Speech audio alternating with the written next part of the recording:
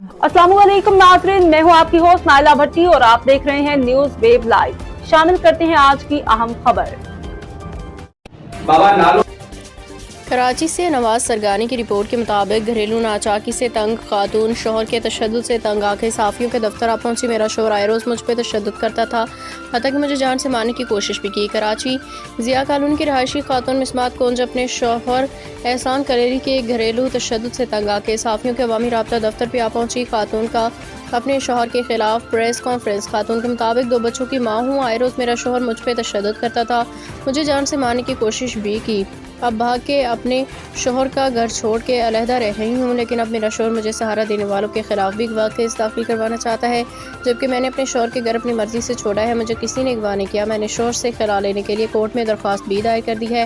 फिलहाल मैं कानून नाफिज करने वाले इदारों से जानी और माली तहफ़्फ़ुज़ की अपील करती हूँ। मुझे अपने शोहर और इसके ख़ानदान वालों से डर है, वो मुझे कोई नुकसान दे सकते हैं, लिहाजा मैं अपील करती हूँ कि मुझे जानी और माली नुकसान से तहफ़्फ़ुज़ दिया जाए। अब तक के लिए इतना ही। मज़ीद खबरों और अपडेट्स के लिए देखते रहें न्यूज वेब लाइव। हमारे चैनल को सब्सक्राइब कीजिए, लाइक कीजिए और बेल आइकन को प्रेस कीजिए ताकि नई आने वाली वीडियो आप तक जल्द पहुंच सके।